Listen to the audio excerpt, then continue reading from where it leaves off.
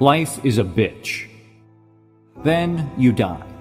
So while staring at my navel the other day, I decided that that bitch happens in 4 stages.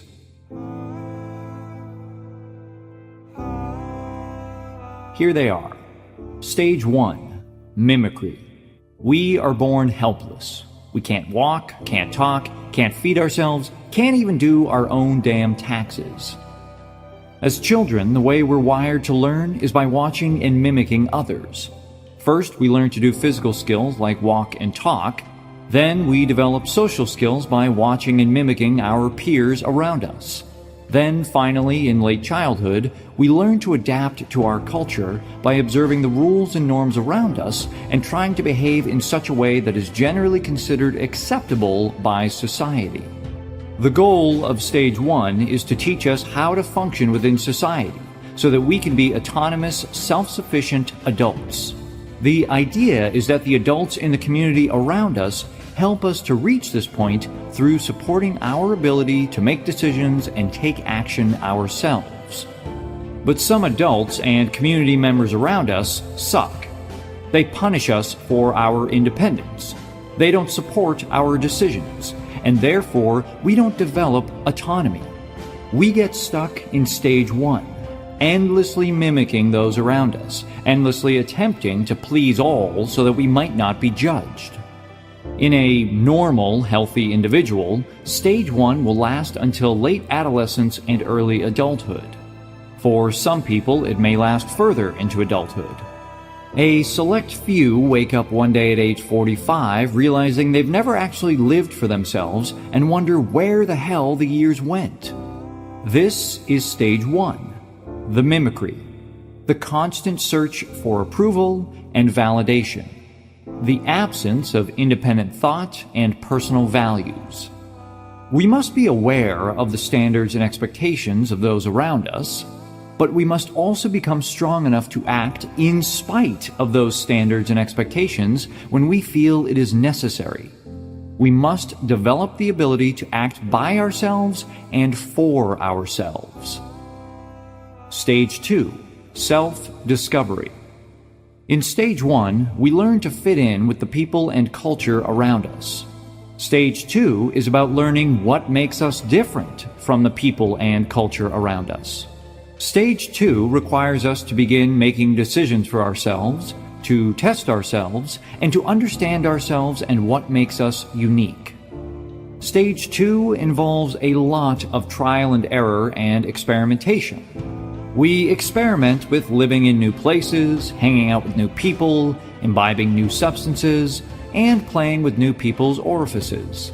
Stage 2 is a process of self-discovery. We try things. Some of them go well. Some of them don't. The goal is to stick with the ones that go well and move on. Stage 2 lasts until we begin to run up against our own limitations. This doesn't sit well with many people. But despite what Oprah and Deepak Chopra may tell you, discovering your own limitations is a good and healthy thing. You're just going to be bad at some things, no matter how hard you try. And you need to know what they are. We all must learn what we suck at, and the earlier in our life that we learn it, the better. So we're just bad at some things. Then there are other things that are great for a while, but begin to have diminishing returns after a few years. Traveling the world is one example. Sexing a ton of people is another. Drinking on a Tuesday night is a third. There are many more. Trust me. Your limitations are important because you must eventually come to the realization that your time on this planet is limited, and you should therefore spend it on the things that matter most. That means realizing that just because you can do something doesn't mean you should do it. That means realizing that just because you like certain people doesn't mean you should be with them. That means realizing that there are opportunity costs to everything, and that you can't have it all. There are some people who never allow themselves to feel limitations, either because they refuse to admit their failures, or because they delude themselves into believing that their limitations don't exist. These people get stuck in Stage 2.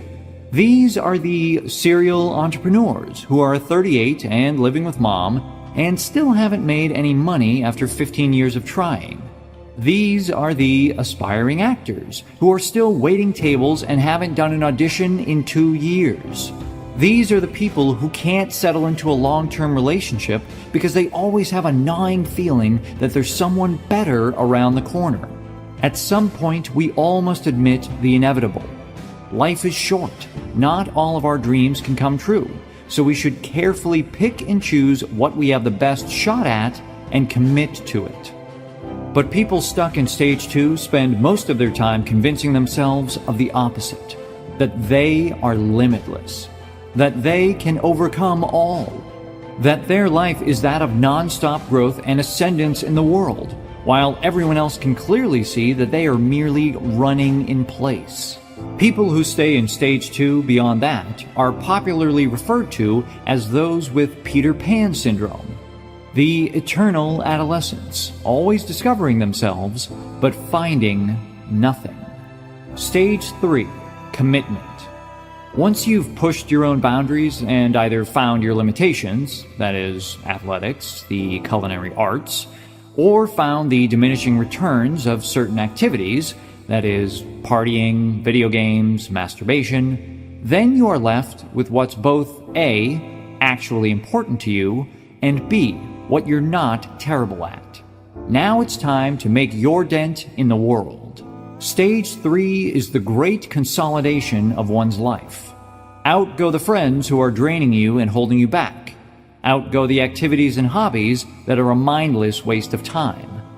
Out go the old dreams that are clearly not coming true anytime soon. Then you double down on what you're best at and what is best to you. You double down on the most important relationships in your life. You double down on a single mission in life, whether that's to work on the world's energy crisis, or to be a bitching digital artist, or to become an expert in brains. Whatever it is, stage 3 is when you get it done. Stage 3 is all about maximizing your own potential in this life. It's all about building your legacy. What will you leave behind when you're gone? Stage 3 ends when a combination of 2 things happen. Number 1, you feel as though there's not much else you are able to accomplish. And number 2, you get old and tired and find that you would rather sip martinis and do crossword puzzles all day. In normal individuals, stage 3 generally lasts from around 30-ish years old until one reaches retirement age. People who get lodged in stage 3 often do so because they don't know how to let go of their ambition and constant desire for more. This inability to let go of the power and influence they crave counteracts the natural calming effects of time, and they will often remain driven and hungry well into their 70s and 80s. Stage 4. Legacy. People arrive into stage 4 having spent somewhere around half a century investing themselves in what they believed was meaningful and important. They did great things, worked hard, earned everything they have, maybe started a family, or a charity, or a political or cultural revolution or two. And now they're done. They've reached the age where their energy and circumstances no longer allow them to pursue their purpose any further. The goal of stage 4 then becomes not to create a legacy, as much as simply making sure that legacy lasts beyond one's death.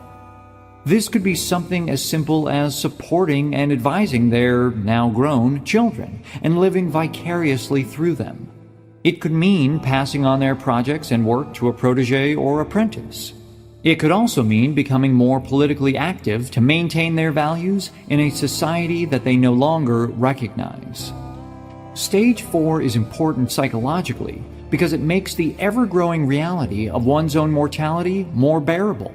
As humans, we have a deep need to feel as though our lives mean something. This meaning we constantly search for is literally our only psychological defense against the incomprehensibility of this life and the inevitability of our own death. To lose that meaning, or to watch it slip away, or to slowly feel as though the world has left you behind, is to stare oblivion in the face and let it consume you willingly. What's the point? Developing through each subsequent stage of life grants us greater control over our happiness and well-being. In stage 1, a person is wholly dependent on other people's actions and approval to be happy. This is a horrible strategy because other people are unpredictable and unreliable. In stage 2, one becomes reliant on oneself, but they're still reliant on external success to be happy, making money, accolades, victory, conquests, etc. These are more controllable than other people, but they are still mostly unpredictable in the long run. Stage 3 relies on a handful of relationships and endeavors that proved themselves resilient and worthwhile through Stage 2. These are more reliable. And finally, Stage 4 requires we only hold on to what we've already accomplished as long as possible. At each subsequent stage, happiness becomes based more on internal, controllable values and less on the externalities of the ever-changing outside world. The solution at each stage is then backwards. To move beyond stage 1, you must accept that you will never be enough for everybody all the time, and therefore you must make decisions for yourself. To move beyond stage 2, you must accept that you will never be capable of accomplishing everything you can dream and desire, and therefore you must zero in on what matters most and commit to it. To move beyond stage 3, you must realize that time and energy are limited, and therefore you must refocus your attention to helping others take over the meaningful projects you began. To move beyond stage 4, you must realize that change is inevitable, and that the influence of one person, no matter how great, no matter how powerful, no matter how meaningful, will eventually dissipate too. And life will go on.